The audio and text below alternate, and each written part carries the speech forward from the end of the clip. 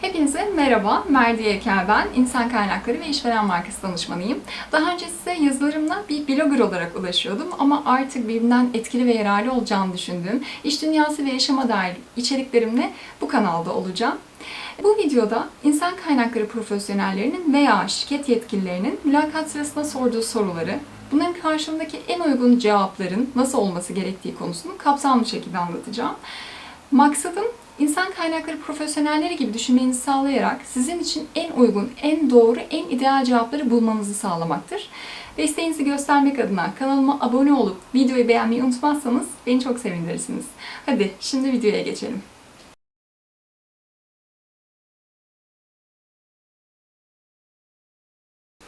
Mülakata gittiğinizde karşılaşacağınız tipik sorular vardır. Bunların her birinin bir sorulma nedeni ve değerlendirme kriteri vardır. Bir İK profesyoneli görüşmeyi nasıl yorumlar, bunu tam olarak anlatabilmek maksatlı bu videoyu çekiyorum aslında size.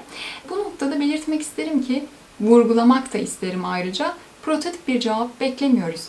Vermiş olduğum eğitimlerden dönüşler aklıma geliyor da şu anda. Mesela şöyle önemli bir kaygınız var. Farklı ve yaratıcı bir cevaba nasıl bakarsınız? Yoksa prototip bir cevap mı bekliyorsunuz? Tekrar söylüyorum, prototip bir cevap beklemiyoruz. Sizin için soruyu tam manasıyla anladığınız, ideal ve uygun olan cevabı bekliyoruz.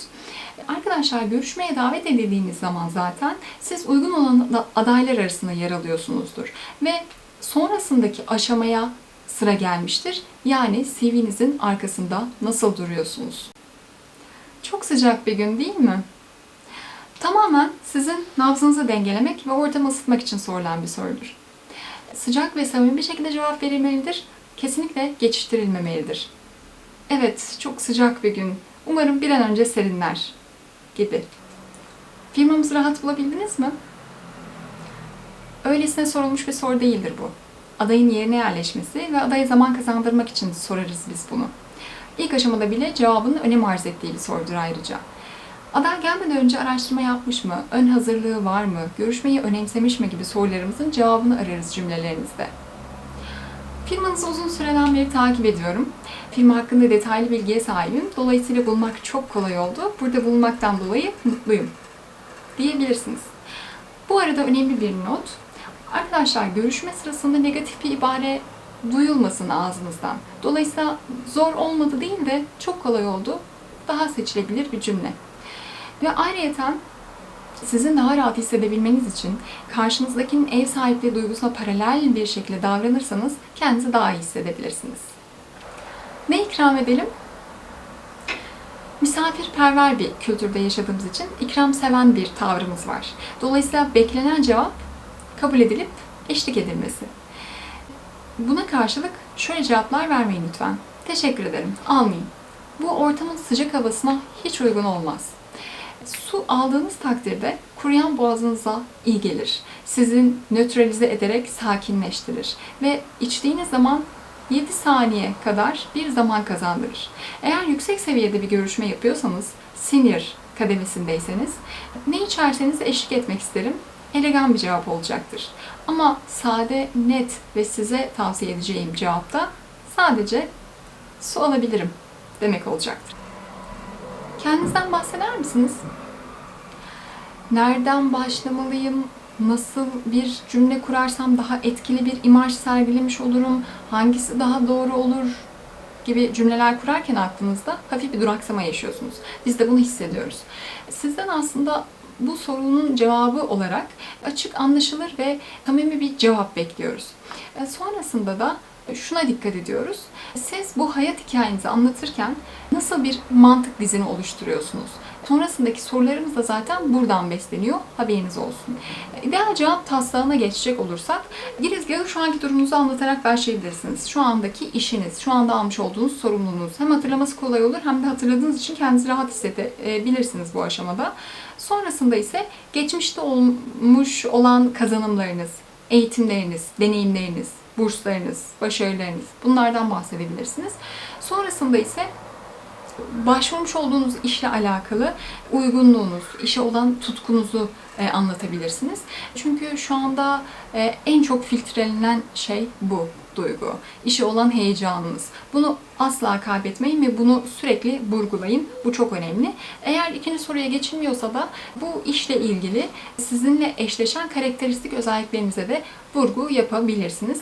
Böylelikle de çok anlamlı, uygun, ideal bir cevap vermiş olursunuz.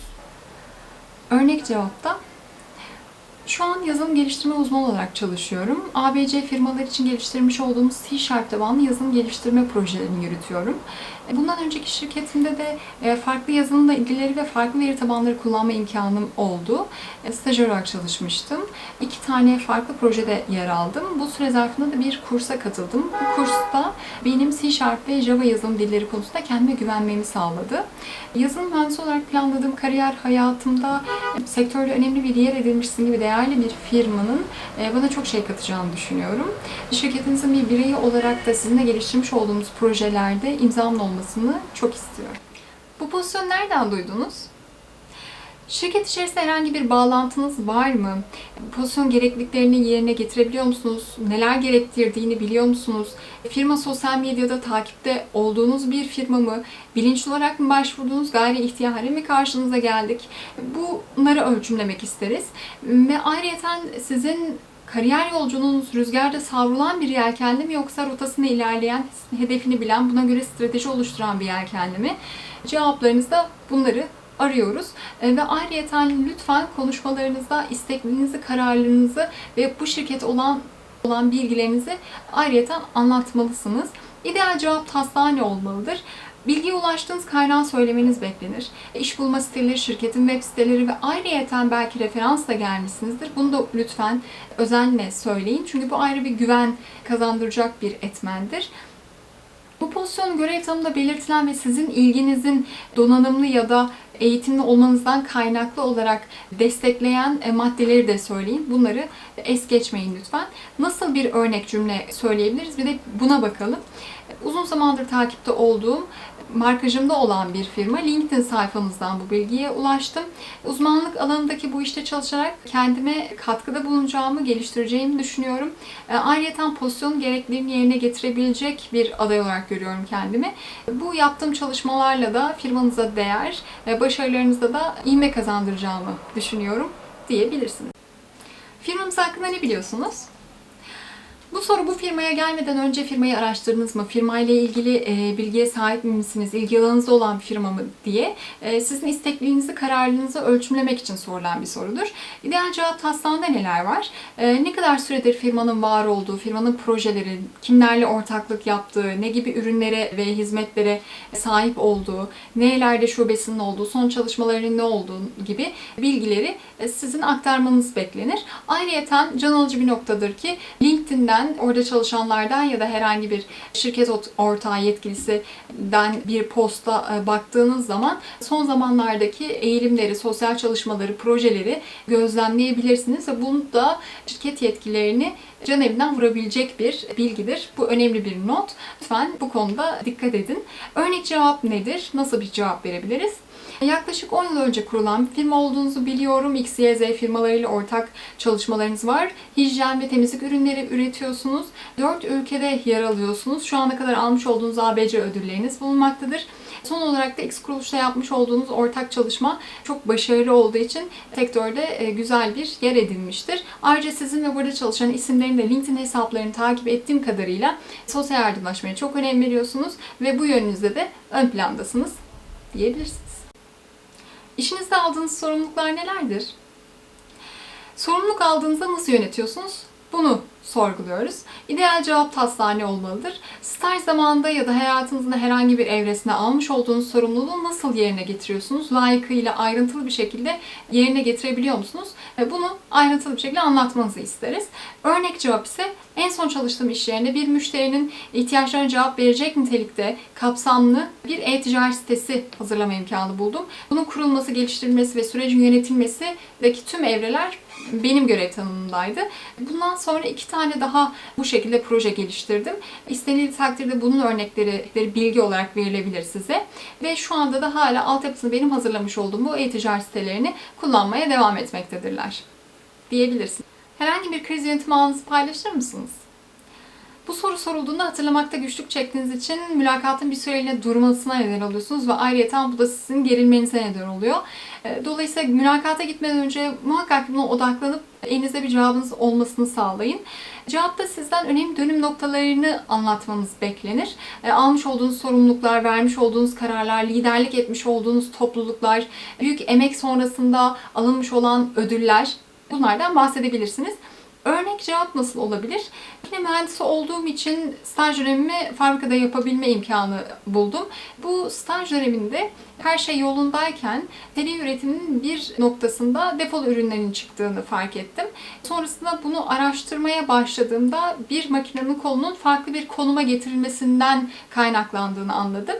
Bu sonucu ortaya çıkardığımda da, bu araştırma sonucunda önemli bir nokta olan bu farklılığı paylaştığımda da yetkililerimle beni terfiyle, yani kadroya alarak ve maaşla ödüllendirmişlerdi diyebilirsiniz. Baskı ve stres altında nasıl çalışırsınız? İş dünyası tahmin edersiniz ki baskı ve stresin farklı zorlukların yer aldığı bir platformdur. Başarılı olmak ve bu zorlukların üstesinden gelebilmek için gerçekten sevdiğiniz işi yapmanız gerekir. Raporlama yaptığınız kişi, müşteriler, patronunuz ya da herhangi bir roldeki bir görevli sizi bu şekilde bir kısıtlamaya yönlendirebilir. Dolayısıyla buna karşılık verebilecek bir yetkinliğiniz olması gerekiyor. Bunun haricinde zaten muhakkak ki hayatınızın herhangi bir kademesinde böyle bir zorluk yaşamışsınızdır. Görüşmeye giderken bunlardan birkaç tane örnek muhakkak olsun aklınızda. İdeal cevap taslağı ne olabilir? Hangi yönünüzü vurgulamak istiyorsanız o yönünüzü ön plana çıkarabilecek bir kriz yönetim alanı aklınızda kalsın ve o şekilde bir örnek verin. Örnek cevaba bir bakalım. Bir projemde her gün belli bir saatte canlı yayına çıkan bir projenin tüm sorumluluğu üstümdeydi. Bir keresinde bir canlı yayın sırasında donukluk yaşandı. Bu donukluğu giderip bir sonraki canlı yayına akıcı bir hale getirebilmek maksatlı tüm ekiple birlikte bir gece boyunca çalıştık. Ve sonrasında da canlıya çıktığımızda hiçbir sorun olmadığını gördük. Ben baskı ve stres altında özverili, iç motivasyonu yüksek, idealist, çözüm odaklı bir tavır sergilediğimi fark ettim. Ve ben bu özelliklerimden yararlanıyorum denilebilir. Hayatınızda sizi motive edecek olan unsurlar nelerdir? Bu sorunun sorulma maksadı rahat ve verimli bir şekilde çalışmanız için gerekli olan şartların sorulduğu, ertesi gün işe gitmek için nedenlerinizin sorgulandığı bir sorudur. Şirket bu şartlara sahip mi? İş yerinde var olan şartlar sizi motive edecek mi? Bunları öğrenmek isteriz. İdeal cevap taslağına bir bakalım. Şirkette sizi spesifik olarak çeken etkenleri teker teker maddeleyebilirsiniz aslında. Tabii sadece hayat gayenizden bahsederseniz bu çok afaki ve çok soyut olarak kalıp sizin hayal dünyasında yaşadığınıza dair bir bilgi verebilir. Bunun haricinde varsa bir gelişim projeniz, dönüşüm projeniz, bundan bahsedebilirsiniz. Bu şekilde şirket çatısı altında gerçekleştirmek istediğinizi de söylerseniz çok güzel, etkili bir paragraf bitirişi olur. Güçlü yanlarınız nelerdir? Muhakkak sizin bu yaşa ve bu seviyeye gelmeniz için neden olan çok önemli özelliklere sahipsinizdir.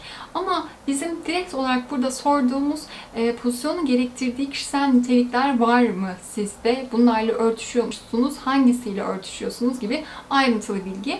İdeal cevap taslağına bir bakalım. Güçlü yönlerinizi anlatırken atıfta bulunmak için gelmeden önce pozisyon için gereken niteliklere, kişisel niteliklere bir bakın. Bunların hangileriyle örtüşüyorsunuz? Maddeler halinde yazın ve sonrasında da anlatabileceğiniz muhakkak bir örnek olay olsun. Örnek cevapta gereken özelliklerde yazan duruma örnekler vermeniz beklenir.